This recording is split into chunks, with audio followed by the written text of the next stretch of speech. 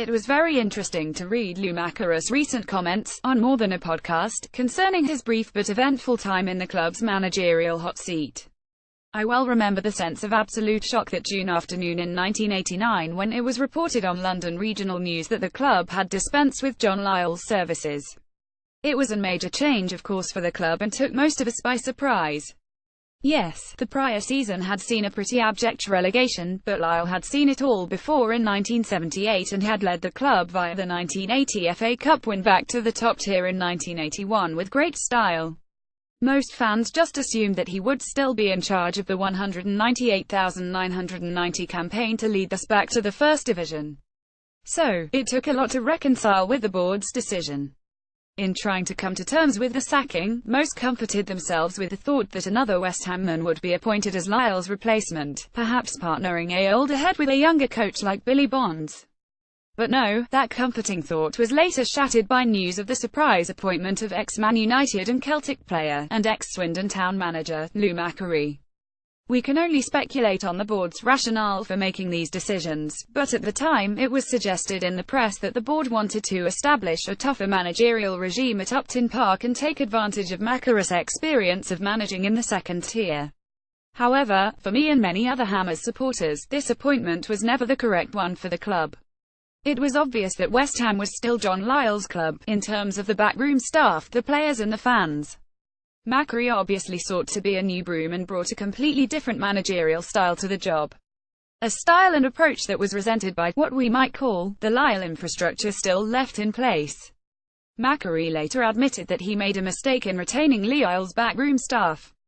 And that is probably true from his perspective. He did make some decent signings in the likes of Bishop, Molly and Martin Allen, new acquisitions that went on to serve the club long after he departed. However, on the pitch, the quality of football was poor and results patchy. The side under Macari definitely had more steel, as perfectly illustrated by the way that they physically matched Wimbledon's crazy gang in that bruising League Cup 10 victory. However, the entertainment level often left a lot to be desired. Indeed, this was a period in which attending matches became more of a chore than a pleasure. Most fans rightly condemn much of the football served up by Sam Allardyce, but for me the fare under Macari was worse.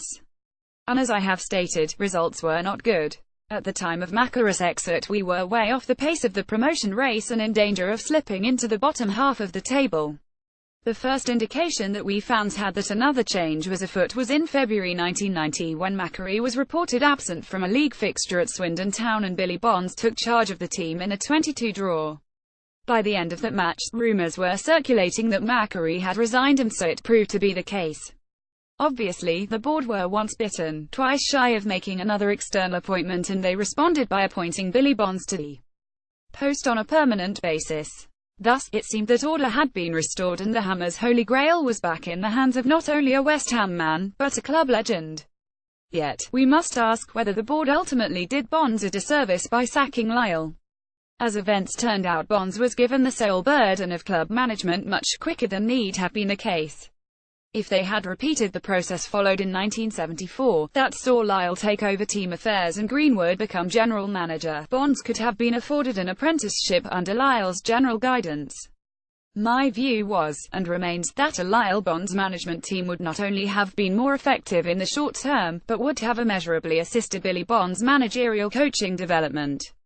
And this Hammers titan on the field of play might have gone on to become a legendary manager as well. Who knows, we will never know if John Lyall would have accepted such an arrangement, but I have a feeling that he would have done. After all, he later accepted a similar arrangement at Ipswich Town, working with Mick McGivens and Paul Goddard. You cannot change history, but I am not alone in feeling that the Lyall sacking was a dishonourable act, which contrived to undermine the club's then all-important, and largely unique, sense of continuity and tradition.